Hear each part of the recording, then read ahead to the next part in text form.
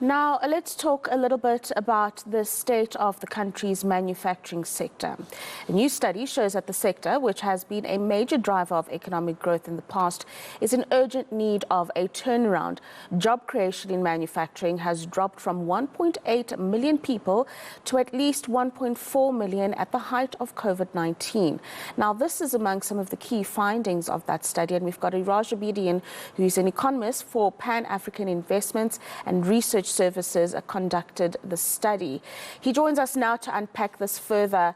I find it quite the funny conversation, if it wasn't so devastating, Iraj, that we are having a conversation about the manufacturing sector, which is critical, while we sit in stage 4 blackouts. That has been one of the biggest pain points for the sector, hasn't it? Absolutely, and then it's really ironic that even as we conduct this interview, I'm in a sort of load shedding zone and have to make alternative plans. Imagine you have to run a major factory. Imagine you have to have operations that are precision manufacturing, required uninterrupted, reliable energy, such as pharmaceutical, such as petrochemical, such as auto manufacturing, and it goes on and on and on. It becomes a very, very difficult exercise. It becomes uncompetitive. So it's not surprising that we see our manufacturing has been on decline. That's one set, however, of factors that have undermined the growth of this sector. Electricity, ports, rail, transportation in general, water, etc., etc. But there are also other sector-specific issues that our study has found that we need to deal with. There are 4 important components that the study does look at, Iraj, and one of the big talking points of late has been the localization and increased government procurement. We have seen with the infrastructure projects that are initiated by government, that has been coming through at a very slow pace. So their role in localization and the procurement processes within the sector, how have you found them to be performing? I think, as you sort of alluded to it, slowness that you diplomatically mentioned, in effect means it's not happening. It's not happening at the rate that it should happen. It doesn't happen on the timeline. And all of that means the economy is sort of stagnating. It's one thing to announce there is a whole lot of multi-hundred billion infrastructure projects. It's another thing to make them happen, to make them start. And that's really, that has been the weakest point of our government over the past 15 years. Wonderful plans, wonderful ideas, statements, commitments, but when it comes to action, it's been missing. So our manufacturing localization has really huge potential, not just in South Africa, globally. One of the side effects of COVID pandemic was that it focused the minds of governments that they cannot rely on imports all the time, and price competitiveness is not the only indicator of competitiveness. Availability, social impact, environmental impact, all of those now have to be brought in to the decisions around manufacturing items. And as a result, localization has become very, very economically sensible, never mind socio-politically.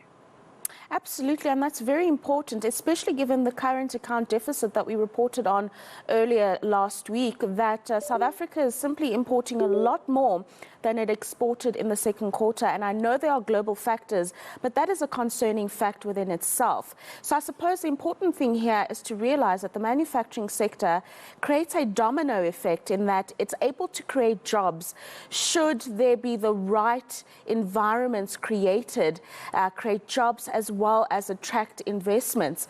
But how do we create a correct environment, just given what you and I have just unpacked over the last few minutes?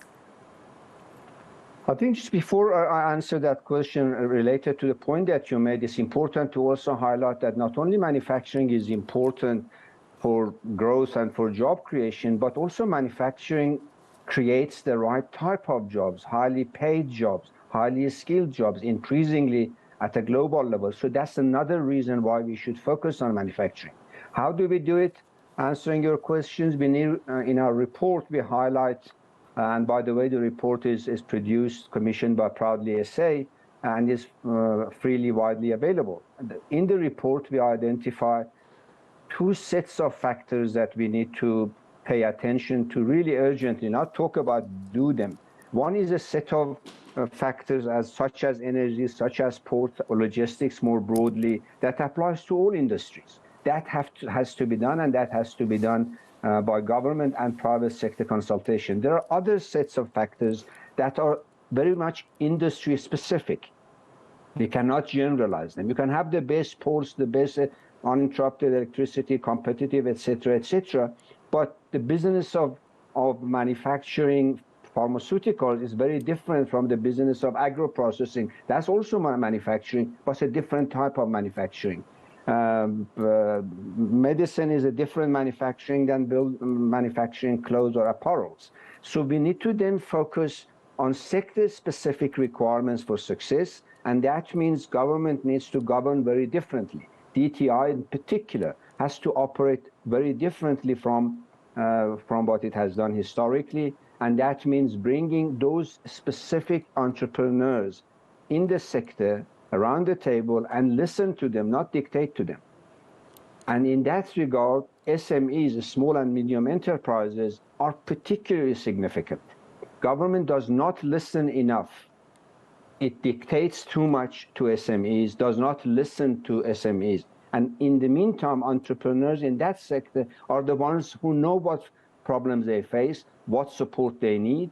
And if the government listens more and engages more, sector by sector, region by region, we can get manufacturing revitalized. And there's the problem right there, in that government dictates and doesn't listen. Policy. The policies that are put in place currently are just not conducive to those small to medium businesses you've just mentioned, Iraj. And I think that's an important thing to note, in that we've had the French embassies, for example, indicate to us that they're not going to continue to invest in the infrastructure projects that they wanted to because of an example, just the delays in visa allocations. So policy needs to change, and the political will to make this happen needs to be there. But I don't get why government just doesn't get that. I mean, one would say it sounds pretty simple. Exactly, but that comes with the culture of governance. Governance historically believe that they are the center of knowledge, they know it all, they have all the secret information that nobody else has, and therefore they were the planners, the doers, the dictators, so to speak, dictating of the industry, policy or agri-processing, etc. Governments globally have to reboot themselves to learn to govern differently. Government departments need to respond to the insights, the knowledge, the day-to-day operations that businesses face, and listen far more and act far more. When visa is an issue, whether it's the French highlighted or local businesses, I know be making French because France is France. But I can tell you, thousands of local entrepreneurs that I interact with, they have the same problem, but they don't get the ear of the government. That visa story should be a 24-hour solution, not months and months and years. And that's just by way of example. Other admin requirements that are blocking investment, they should be issues of minutes of solving the problem, not years and decades. We write, for example, in 2012, 10 years ago, government under now President Ramaphosa unveils National Development Plan.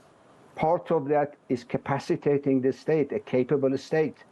We have to ask what happened 10 years later and why is not happening.